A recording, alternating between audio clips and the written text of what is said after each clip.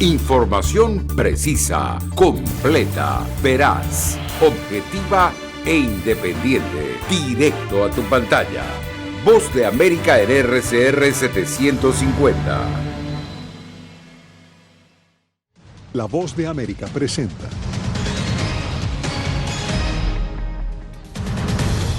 Ante la Asamblea General de Naciones Unidas, el presidente Biden convoca la unidad para enfrentar retos mundiales sin precedentes.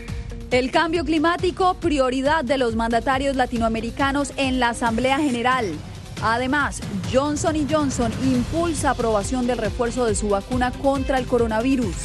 Y Guatemala rechaza las sanciones del Departamento de Estado a funcionarios guatemaltecos por presunta corrupción.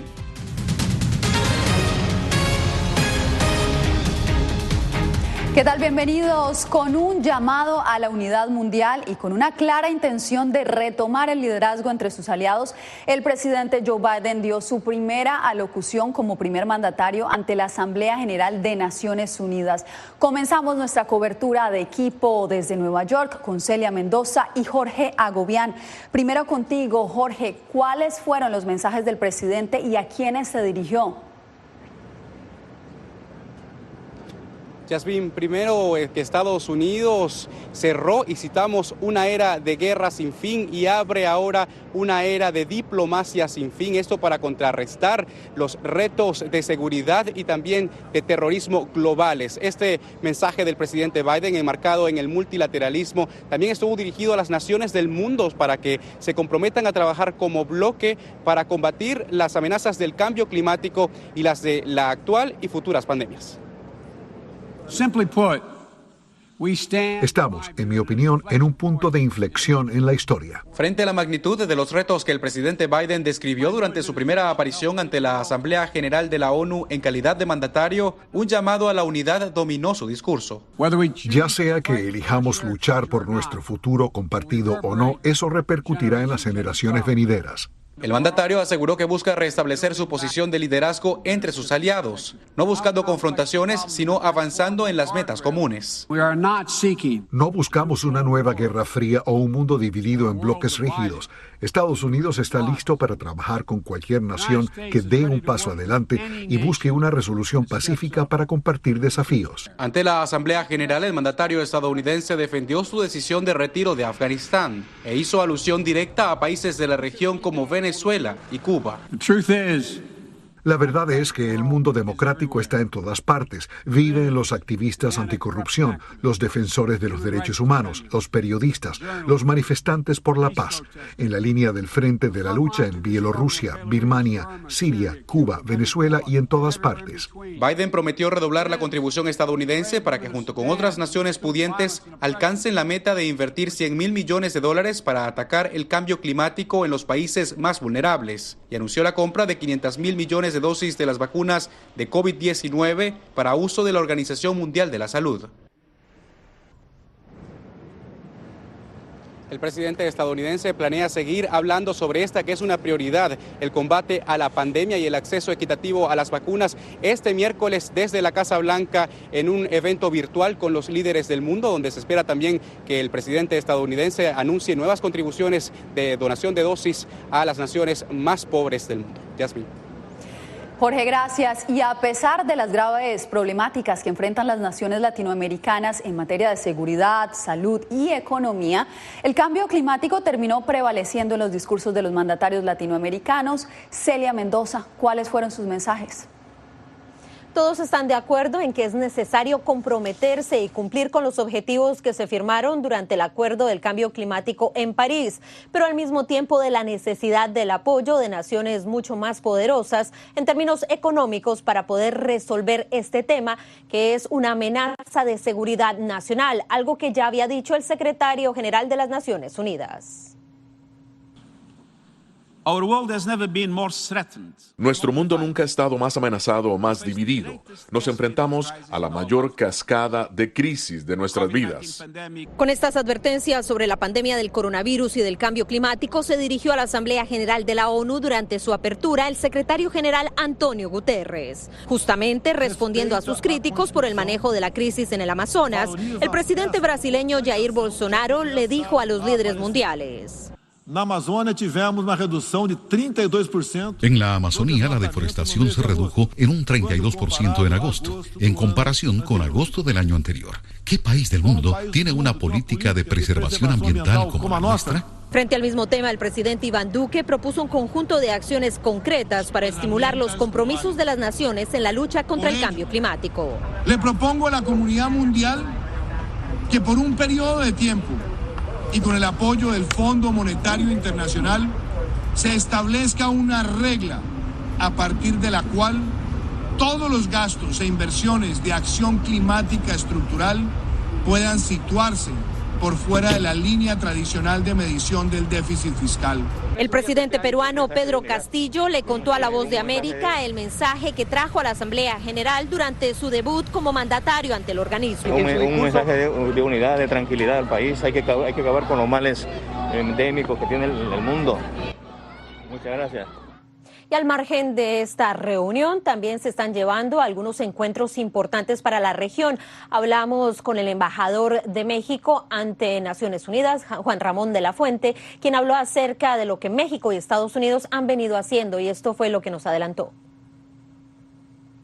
Creo que podemos tener una buena expectativa de lo que va a ser el resultado de esa reunión para trazar las líneas a seguir en el corto plazo. ¿Problema con lo que está sucediendo en Haití? ¿Hay preocupación? Sabemos que son miles de personas, que hay estos campamentos en el río. Pues sí, desafortunadamente la situación de Haití es de una enorme complejidad, crisis tras crisis. Es un ejemplo de cómo se pueden combinar la crisis climática con la crisis política, con la crisis económica y con la crisis social. México y los Estados Unidos se reunirán este jueves para hablar de temas migratorios. Otros países como Costa Rica, Ecuador, el mismo país de Colombia, así como otros, están reuniéndose al margen de esta reunión y tendrán discursos adicionales durante esta semana en otros ámbitos de Naciones Unidas. Y se espera este miércoles la participación de Nicolás Maduro de manera pregrabada, por lo menos hasta este momento, en las horas de la tarde aquí en Naciones Unidas. Seguiremos atentos. El Departamento de Justicia investiga el desempeño de agentes fronterizos a caballo captados en video mientras parecían arrear migrantes haitianos que intentaban ingresar a Estados Unidos en la población tejana de Del Río. El secretario de Seguridad Nacional, Alejandro Mayorkas, dijo que las imágenes lo horrorizaron y que ya han sido deportados más de 6.000 inmigrantes que se encontraban en la zona desde el fin de semana. Seguimos en la frontera sur, donde muchos pobladores esperan impacientes que se terminen las restricciones para ingresar vía terrestre a Estados Unidos, especialmente después de la medida adoptada ayer sobre los vuelos internacionales. Vicente Calderón nos cuenta cómo reaccionaron los habitantes en Tijuana. Los cruces por la frontera terrestre de Estados Unidos con México seguirán restringidos al menos hasta el 21 de octubre. Están cierre y pues nosotros aquí estamos cada día peor. La noticia no es bien recibida en las comunidades limítrofes de ambos países, sobre todo porque Washington anunció que relajará los requisitos para viajeros aéreos de algunos países. Pero por tierra, nada más entran ciudadanos estadounidenses y residentes legales. Los extranjeros únicamente si son considerados esenciales. Continuamos con el cumplimiento de nuestras leyes de inmigración y las restricciones fronterizas impuestas a causa de la pandemia del COVID-19. El cierre cumplió 1 año y medio. Los comercios del sur estadounidense son los más golpeados, pues muchos dependen de los compradores mexicanos. Muchas personas de allá que están viniendo a consumir acá, y los tijuanenses nos estamos quedando a consumir acá ante la imposibilidad de cruzar. En México, el impacto ha sido mixto. Francisco Valenzuela lo ve en su negocio de electrónica. De que se inició el cierre, se empezó a incrementar la gente que busca más los artículos aquí a nivel nacional. Aunque no todo ha sido positivo. Algunos de nuestros proveedores son de Estados Unidos, entonces hemos tenido trabas para traer mercancía. Las restricciones alteraron la vida normal de los mexicanos fronterizos, tanto o más que la pandemia, pues acostumbraban ir de compras, de visita o a estudiar del otro lado. Estamos esperando con ansias de que sí se abra antes de diciembre. Vicente Calderón, Voz de América, Tijuana, México.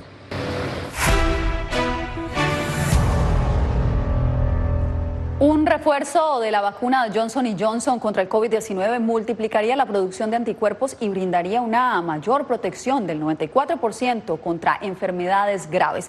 Así lo anunció este martes la misma farmacéutica. José Pernalete nos da la actualización. Los expertos de Johnson & Johnson han informado que una segunda dosis de su vacuna puede brindar hasta 94% de protección contra una infección sintomática de coronavirus. La conclusión es el resultado de 3 estudios dados a conocer este martes. Esta fórmula de una sola colocación se ha suministrado a 14.8 millones de estadounidenses, de acuerdo a los Centros para el Control y Prevención de Enfermedades. Nuestra vacuna de dosis única genera fuertes respuestas inmunitarias y memoria inmunitaria duradera. Y cuando se administra un refuerzo de la vacuna Johnson & Johnson COVID-19, la fuerza de protección contra COVID-19 aumenta aún más. Los estudios de fase 3 confirman que la vacuna Johnson & Johnson proporciona una protección sólida y duradera contra las hospitalizaciones relacionadas con COVID-19. Por otra parte, según la base de datos de la Universidad Johns Hopkins, en Estados Unidos se han registrado más de 676,000 fallecidos por coronavirus, superando la cifra de decesos de estadounidenses a causa de la pandemia por influenza en 1918. Los expertos insisten en la urgencia de vacunarse, pues el virus SARS-CoV-2 aún no se debilita. Realmente la pandemia no se ha ido a ningún lado.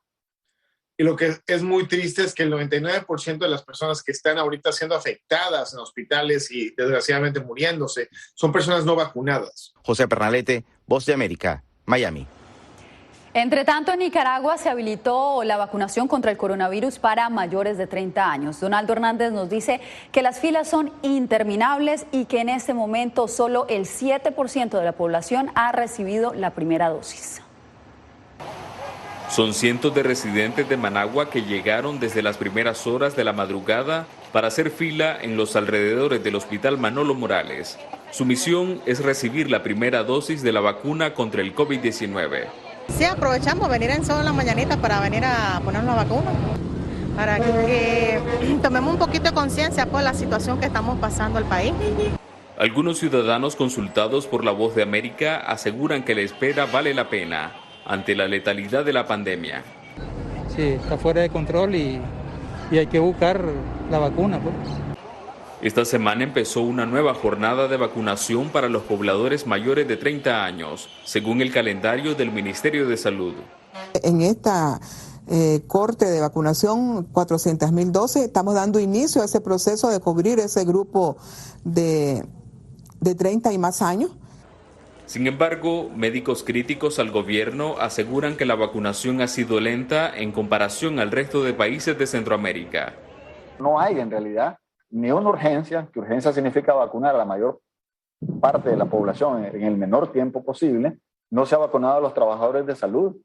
Según la Universidad de Oxford, un 7% de los nicaragüenses ha recibido la primera dosis de la vacuna, mientras que solo un 3% ha recibido las 2 porciones.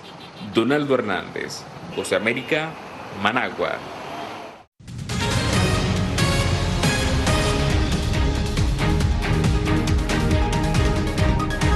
En las Islas Canarias, al menos 6,000 personas han sido evacuadas desde la erupción del volcán La Palma este domingo. Este martes se han registrado 4 nuevos temblores. El volcán continúa activo y la lava ardiente sigue extendiéndose hasta el litoral. Unas 183 viviendas han sido evacuadas, por lo que Bruselas ofreció recursos al gobierno español. Y volvemos a Estados Unidos porque mayor presión contra el presidente de Nicaragua, Daniel Ortega, piden demócratas y republicanos en Estados Unidos.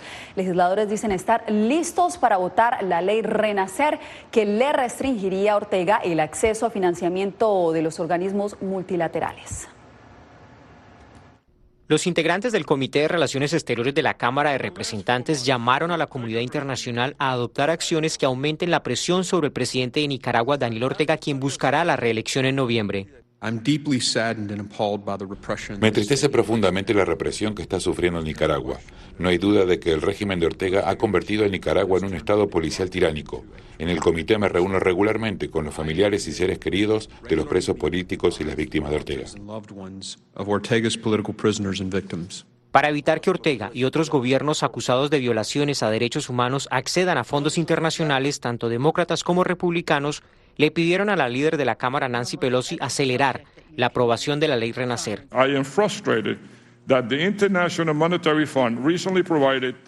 Me frustra que el Fondo Monetario Internacional haya proporcionado recientemente $350 millones al régimen. El FMI no debería creer en la palabra de Ortega de que estos fondos se usarán para enfrentar la pandemia del COVID. Mientras tanto, el Departamento de Estado sigue promoviendo sanciones económicas personales a funcionarios del gobierno. El departamento ya ha tomado fuertes acciones para imponer consecuencias al gobierno de Ortega y Murillo. Hemos trabajado con el Departamento del Tesoro para imponer sanciones sobre los implicados en llevar a cabo la represión del gobierno. Mendrala aseguró que hasta el momento Estados Unidos ha sancionado a 31 individuos y 8 entidades del gobierno y se han anulado 169 visas. Jaime Moreno, Voz de América, Washington. Pasamos ahora a Guatemala, donde hay reacciones después de que el Departamento de Estado sancionara a varios funcionarios públicos y acusara a la fiscal general de obstruir investigaciones de corrupción. Eugenia Sagastume tiene los testimonios.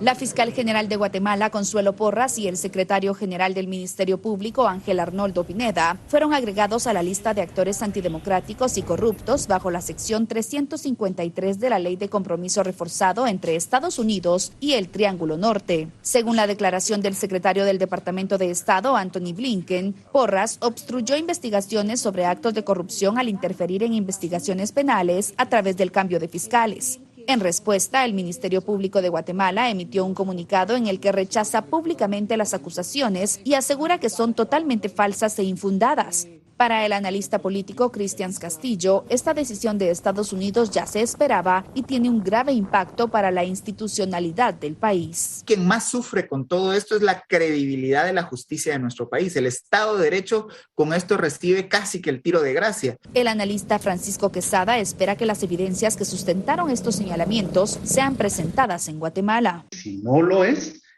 un tema únicamente de una decisión de carácter político. El presidente Alejandro Yamatei, a través de un comunicado, indicó que es una falta de respeto hacia las relaciones internacionales que se acuse sin pruebas y se dé valor a las declaraciones de quienes cuentan con intereses personales y procesos pendientes en Guatemala. Eugenia Sagastume, Voz de América, Guatemala. En El Salvador, la reforma constitucional impulsada por el gobierno de Nayib Bukele sigue generando controversia. Entre los 200 puntos a reformar se propone la ampliación del mandato presidencial, por lo que algunos temen una mayor concentración del poder. Claudia Saldaña nos trae el reporte. En 2020, el presidente Nayib Bukele delegó al vicepresidente Félix Ulloa la conformación de una comisión para estudiar las reformas a la Constitución de la República. Luego de un año de trabajo, Ulloa entregó el documento finalizado. De los 274 artículos que contiene la Constitución, propone modificar 215.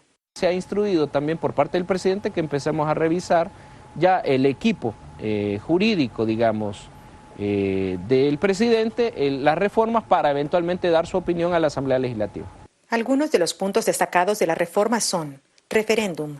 Con este mecanismo no sería necesario que las reformas constitucionales pasen por 2 legislaturas distintas para ser ratificadas. Se suprime la Corte de Cuentas y Probidad y se conforma la Contraloría General de la Nación. Se elimina el Tribunal Supremo Electoral y se crea el Instituto Nacional Electoral. Se extiende el periodo presidencial y del vicepresidente a 6 años. El presidente Bukele dijo que esta es una deuda histórica con el pueblo salvadoreño. Para la aprobación de estas reformas se debe someter el documento a la votación de la Asamblea Legislativa actual y esperar su ratificación en la siguiente legislatura. Algunos sectores no creen que se respete este proceso. Lo que nosotros pensamos es que van a hacer a un lado el procedimiento de reforma y se van a inventar cualquier artilugio jurídico, político, para decir, bueno, entra en vigencia las reformas y ya está aprobado. Aún no se conoce la fecha en que el presidente Bukele enviará las reformas al Congreso para su aprobación. Claudia Saldaña, Voz de América, El Salvador.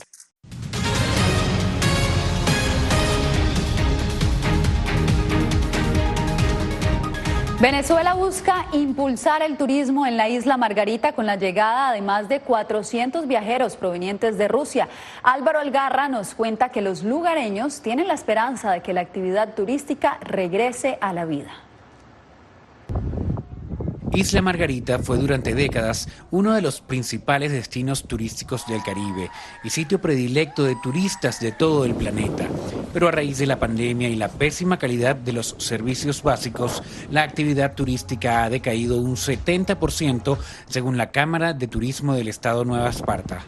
Si tuviéramos buen agua potable, por lo menos cada 15 días, no se nos va la electricidad, Margarita es el mejor destino turístico. Tras la ausencia de turistas extranjeros durante un largo periodo, entre la población de la isla renace la esperanza de una posible recuperación debido al arribo reciente de 439 turistas de Rusia y la programación de 76 vuelos charter desde ahora y hasta mayo 2022. Durante el recorrido realizado por La Voz de América pudimos conversar con varios ciudadanos de nacionalidad rusa. Esto fue lo que nos dijeron. Todo está muy bien, estamos descansando, estamos pasando unos días estupendos aquí en Margarita. Mi país es demasiado frío, para mí estar en Venezuela es muy relajante, estoy muy feliz. Voy a recomendar a mis amigos que vengan a Venezuela. Creo que nuestro momento aquí es muy bueno, este tipo de ideas para nosotros son muy buenas, este clima es impresionante. El gobierno venezolano informó que estos vuelos son parte de un acuerdo de cooperación suscrito con la Agencia Federal de Turismo de Rusia con la finalidad de fortalecer las relaciones bilaterales entre ambas naciones. Álvaro Algarra, Voz de América, por la mar.